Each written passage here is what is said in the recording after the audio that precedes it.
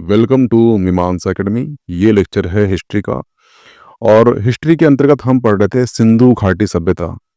और सिंधु घाटी सभ्यता के अंतर्गत हमने सारे पार्ट पढ़ चुके हैं, राजनीति, अर्थव्यवस्था, धर्म, समाज। ठीक है, लेकिन इसके कुछ दो तीन पॉइंट रह गए थे, जैसे कि व्यापार हो गया, लिपि हो गया, और सिंधु घाटी सभ्यता का पतन कैसे हुआ।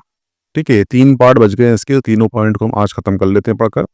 तो यहाँ पे जो आपका सिंधु घाटी सभ्यता का जो टॉपिक है समाप्त हो जाएगा। ठीक है, अगर हम बात करें व्यापार की, सिंधु घाटी सभ्यता के व्यापार की बात करें, तो आपको पता है कि जो सिंधु घाटी सभ्यता है ये एक नगरीय सभ्यता थी। नगरीय सभ्यता कहने का मतलब ये है कि यहाँ पर जो यहाँ के लोग थे, उनका जो जीवन था वो कृषि पर निर्भर नहीं था। किस पे रहा होगा? वो व्यापार पे रहा होगा। सिंपल सी बात है। ठीक है, क्योंकि नगरीय सभ्यता कहने का मतलब ही होता है कि वहाँ की सर्वाधिक जनसंख्या का प्रतिशत वो कृषि बेस ना होकर व्यापार बेस होता है, उसे हम नगरीय सभ्यता कहते हैं। तो यहाँ पर एक उन्नत व्यापार था। ठीक है, यानी कि ये सभ्यता कैसी थी? व्यापार प्रधान सभ्यता थी। तो यही कारण है कि जो सिंधु घाटी सभ्यता है ये एक व्यापार प्रधान सभ्यता थी। और इसमें जो व्यापार होता था वो होता था कैसा? वस्तु विनिमय। वस्तु विनिमय का मतलब ये होता है कि जैसे मेरे पास एक मैं कुम्हार हूँ, और मैं कुम्हार हूँ तो मैं तुमको एक घड़ा दूंगा, और आप किसान हो तो आप मुझे एक घड़े के बदले कुछ अनाज दोगे, 1 किलो 2 किलो जो भी हमने डिसाइड किया है। ठीक है, तो मेरे पास जो चीज़ थी, वस्तु थी, उस वस्तु को आपको दिया, क्योंकि आपको पानी पीना है तो घड़े की आवश्यकता है आपके पास, और मुझे खाना खाना है क्योंकि मैं कुम्हार हूँ, तो मेरे पास कृषि करने का कोई साधन नहीं है, तो मैं कुम्हार हूँ तो मैं बनाता हूँ घड़ा। आपको घड़ा चाहिए, मुझे अनाज चाहिए। आपको घड़ा चाहिए और मुझे चाहिए अनाज। ठीक है, तो इस प्रकार से मैंने आपको एक वस्तु दिया, उसके बदले आपने मुझे अनाज दिया। तो इन्हें वस्तु के बदले वस्तु देकर अपनी आवश्यकता को पूरी करना क्या कहलाता है? वस्तु विनिमय प्रणाली कहलाता है। और ये प्रणाली क्या है? सिंधु घाटी सभ्यता में प्रचलित थी। हुआ क्लियर? ऐसा क्यों कहा जाता है? वो इसलिए कहा जाता है क्योंकि यहाँ पर हमें कोई भी धातु के सिक्के का प्रयोग हमें दिखाई नहीं देता। और ये ध्यान रखना कि जो सिंधु घाटी सभ्यता है, यहाँ का जो व्यापार है ये सुमेरियन सभ्यता और मिस्र की सभ्यता के साथ रहा है। जो सिंधु घाटी सभ्यता है उसका जो व्यापार है वो सुमेरियन सभ्यता और मिस्र की सभ्यता के साथ इसका व्यापार संबंध रहा है। यानी कि यहाँ का जो ट्रेड है वो वहाँ के व्यापार से होता था। और ये सभी कैसे होता था? ये भी वस्तु विनिमय के द्वारा ही होता था। एक्चुअली क्या है, जो सुमेरियन जो लेख है उससे ज्ञात होता है कि सुमेरियन के व्यापारी मेलुआ मेलुआ क्या है ये? मेलुआ मेलुआ के व्यापारियों के साथ वस्तु विनिमय प्रयोग करते थे। यहाँ पे मैंने एक वर्ड बोला हूं, वो वर्ड है मेलुहा। क्या है? मेलुहा। मेहुला एक्चुअली जो वर्ड यूज किया गया है वो वर्ड जो है ये सिंध प्रदेश के लिए किया जाता था। मेहुला वर्ड किस लिए किया गया है? वर्ड ये वर्ड यूज किया गया है सिंधु प्रदेश के लिए। अगर आप को कोई पूछे कि भारत का सबसे ओल्डेस्ट नाम क्या है, सबसे प्राचीन नाम क्या है, तो वो है मेलुआ। उसी प्रकार देखना, एक राइटर हुए हैं, उनका नाम है अमीश त्रिपाठी। उनने बुक लिखा है, बुक का नाम क्या है? मेलुआ। ठीक है, और मेलुआ जो लिखा है बुक वो एक्चुअली शिव भगवान पर लिखा है। यानी भगवान शिव का नाम भी क्या है? एक मेलुआ है। यानी कि जो प्राचीन काल है वहां पर भगवान शिव को मेलुआ कहते थे। और ये बात चल रही है हमारे कहाँ की? सिंध प्रदेश। सिंध प्रदेश का मतलब है कि जो प्रदेश हिमालय के दक्षिण में और विंध्य प्रदेश के उत्तर में जो स्थान है उसे कहते थे सिंध प्रदेश। उस प्रदेश के लिए मेलुआ वर्ड यूज किया गया है। तो कभी आपको क्वेश्चन में आए मेलुआ मेलुआ वर्ड यूज आए तो आप इसमें बिल्कुल अचंभित नहीं होना। मेलुआ वर्ड सिंध प्रदेश के लिए यूज किया गया है। शिव का प्राचीन नाम भी मेलुआ है और भारत का भी प्राचीन नाम क्या है? मेलुआ है। ये ध्यान रखना। ठीक है, ये ध्यान रखना कि एक है लोथल और एक है कालीबंगा। लोथल से हमें फारस की मोहरें और कालीबंगा से हमें बेलनाकारे मोहरें प्राप्त हुई है। और ये जो है सिंधु सभ्यता के विदेशी व्यापार को दर्शाता है। और ये जो हमें यहाँ से मोहरें मिली है, ये मोहरें जो है ये बताती है कि जो सिंधु सभ्यता है, इसका व्यापार जो है विदेशी व्यापार के साथ होता था। ठीक है। एक द्वीप मिलेगा आपको, बहरीन द्वीप, जिसे दिलमुन कहा गया है, कि व्यापारी जो हैं विदेशी व्यापार में बिचौलिए का कार्य करते थे। कभी क्वेश्चन आया कि ऐसे कौन से द्वीप के लोग जो हैं इस प्रदेश के साथ या किसी अन्य प्रदेश के साथ बिचौलिए, जिसे वर्तमान में हम ब्रोकर कहते हैं ना, ब्रोकर यानी बिचौलिए काम करते थे, तो वो जो द्वीप है वो द्वीप है बहरीन। बहरीन को ही दिलमुन कहते हैं। आपको दिलमुन नाम आए या बहरीन नाम आए, यहाँ पे कन्फ्यूजन बिल्कुल नहीं होना। ठीक है। ये ध्यान रखना कि ये सुतकांगे डोर है, बालाकोट है, अल्लादीन है, लोथल है, सुरकांगे डोर है, सुरकोटदा अरब सागर के तट पर स्थित ये सैंध्यकालीन बंदरगाह थे। क्या बोला मैंने कि जो सुतकांगे डोर, बालाकोट, अल्लादीन, लोथल और सुरकोटदा अरब सागर तट पर स्थित सैंध्यकालीन बंदरगाह थे। ये ध्यान रखना कि जो मेसोपोटामिया है, जिसे हम सुमेरियन सभ्यता भी कहते हैं, के अभिलेख में मेहुला यानी कि सिंध प्रदेश के साथ व्यापार के 2 मध्यवर्ती केंद्र का उल्लेख मिलता है। उसमें से एक केंद्र है दिलमुन यानी कि बहरीन, और सेकंड है मकन। ठीक है। जो मकान का समीकरण है ये ओमान से किया जा सकता है। ठीक है। यानी इसका संबंध किससे लिया गया है? ओमान से लिया गया है। तो ये था यहाँ का व्यापार। अब हम पढ़ लेते हैं कि कौन कौन सी वस्तुएं जो है आयात की जाती थी और किस देश से की जाती थी। कि ये क्वेश्चन आते हैं कि टीन और चांदी किस देश से आता था भारत में, तांबा किस देश से आता था, सोना किस देश से आता था। तो ध्यान रखना, टीन और चांदी जो है ये ईरान और अफगानिस्तान से आते थे। तांबा जो है ये आयात होता था कहाँ से? ये होता था खेतरी से, यानी राजस्थान से। ठीक है।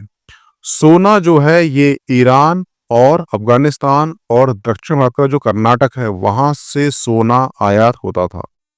जो शिलाजीत है ये हिमालय क्षेत्र से होता था आयात।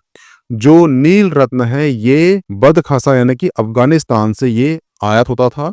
और जो हरित मणि है ये दक्षिण भारत से आयात होती थी। ठीक है।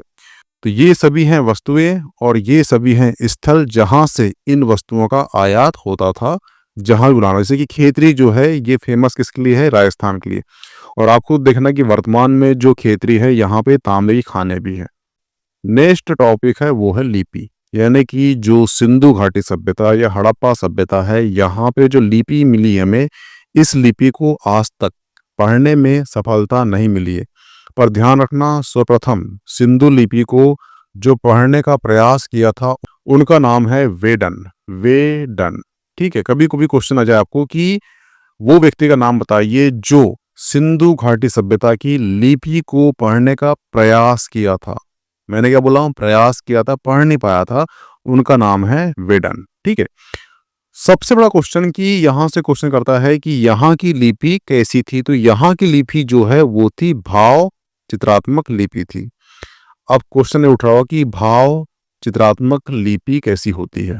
जैसे कि मैं इसको प्रेजेंट में समझाऊं आपको, तो व्हाट्सअप चलाते हो आप, ठीक है। तो व्हाट्सअप में क्या होता है, किसी को आपको इस्माइल भेजना है तो आप वहां पे लिखते नहीं हो, आप एक इमोजी करते हो, टैप करते हो, भेज देते हो, तो समझ जाता है कि बंदे ने हंसा है, रोया है, मुस्कुराया है, जो भी है। ठीक है।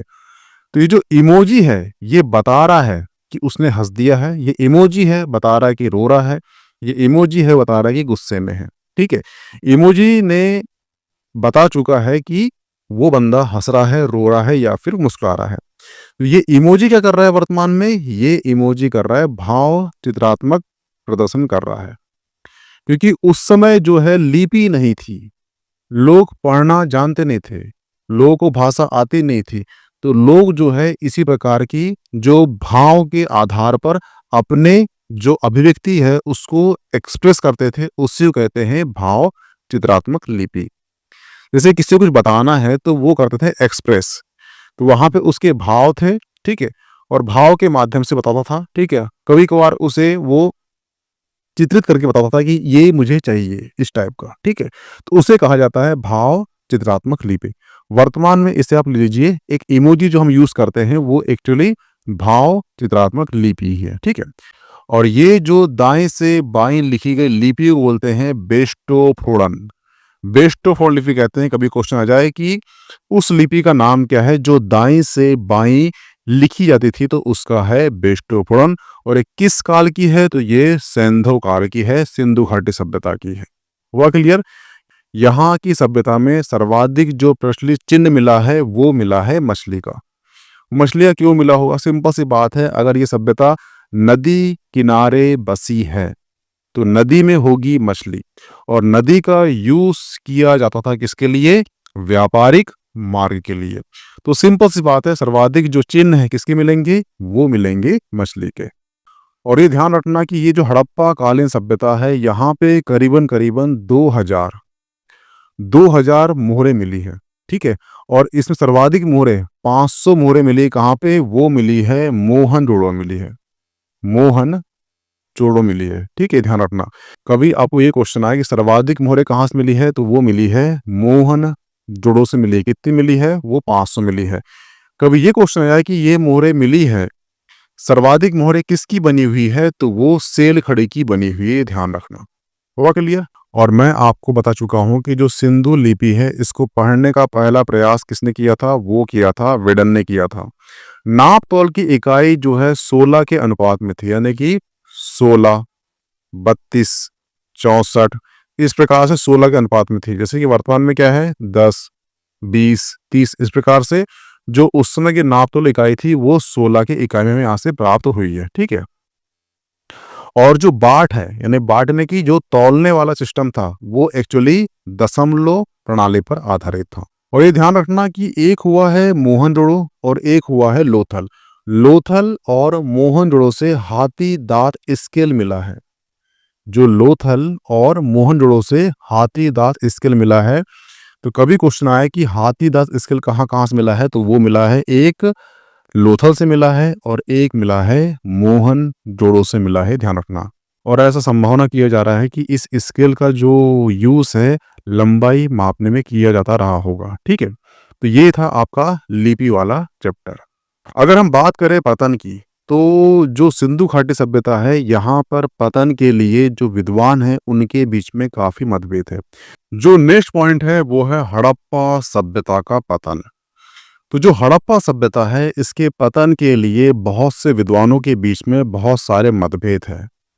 कुछ कहते हैं कि इसका जो पतन है वो आकस्मिक पतन हुआ है। कुछ विद्वान बोलते हैं कि इसका पतन जो है क्रमिक रूप से हुआ है। सिंपल सी बात है कि लगभग 13 लाख वर्ग किलोमीटर क्षेत्र में फैली हड़प्पा कालीन सभ्यता 600 वर्ष तक चलती रही, किंतु 1750 ईसा पूर्व में के आसपास किंतु 1700 ईसा पूर्व के आसपास इस सभ्यता के नगरीय स्वरूप का पतन हो गया। हड़प्पा सभ्यता के पतन के पीछे उत्तरदायी कारणों को लेकर जो इतिहासकार है उनके बीच में काफी विवाद है।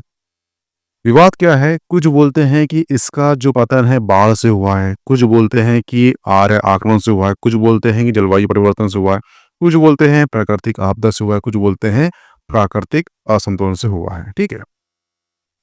जैसे कि जो गार्डन चाइल्ड और व्हीलर है, ये कहते हैं कि आर्य आक्रमण से इस सभ्यता का पतन हुआ है।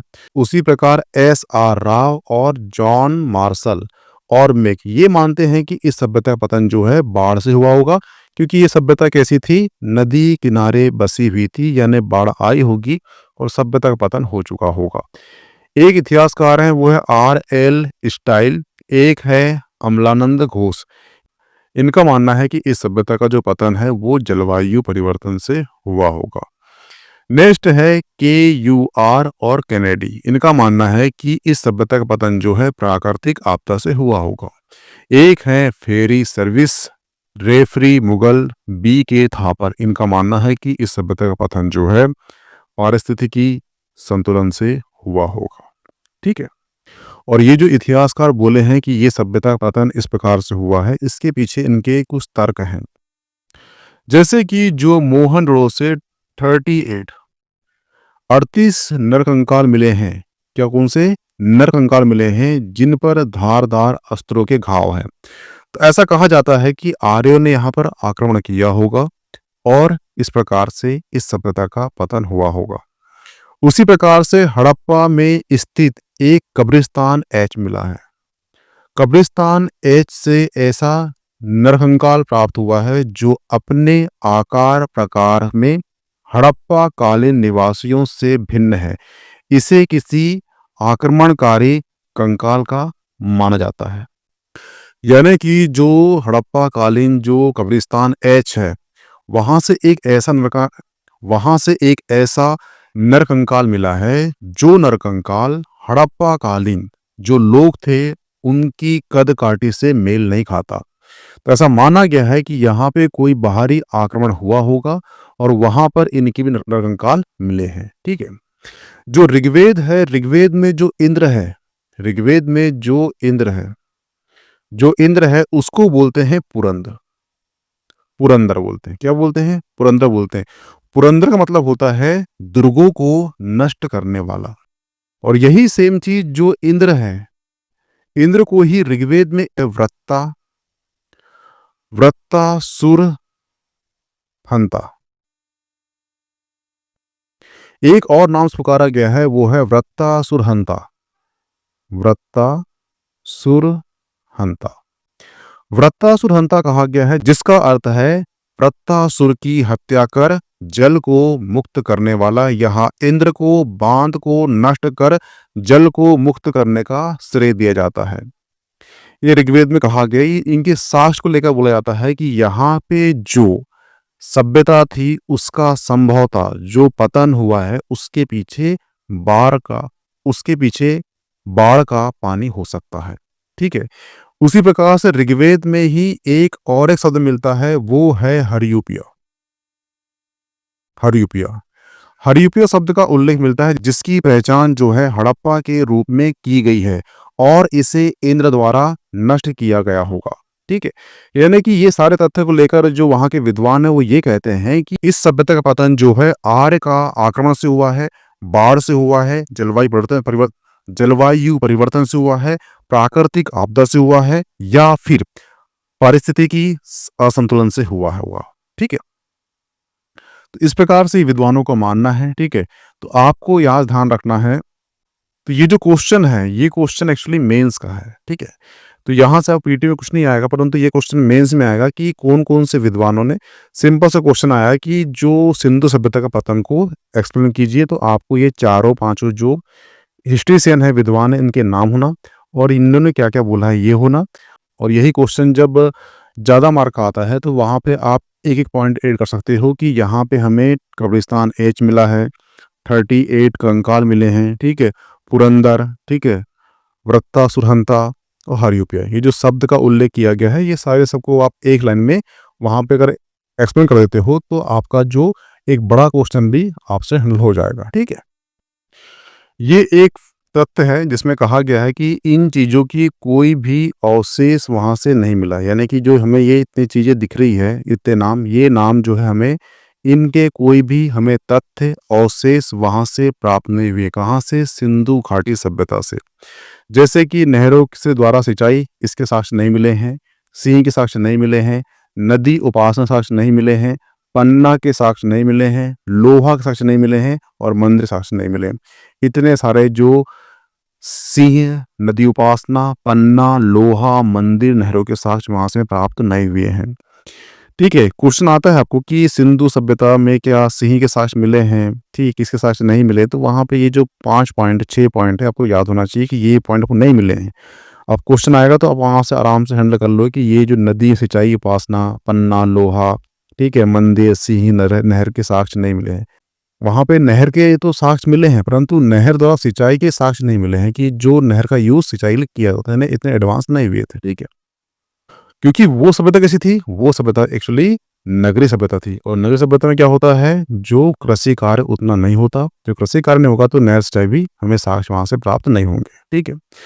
तो यहाँ पे आपका जो हड़प्पा कालीन सभ्यता है या सिंधु घाटी सभ्यता है, इसका जो सारे जो टॉपिक हैं, राजनीति बोलो, समाज बोलो, धर्म बोलो, ठीक है, लिपि, व्यापार, ठीक है, पतन, ये सारे टॉपिक जो हैं जितने क्वेश्चन आते हैं मेंस या प्री में, सारे खत्म हो चुके हैं। ठीक है। अब कल से हम स्टार्ट करेंगे क्या? वैदिक सभ्यता।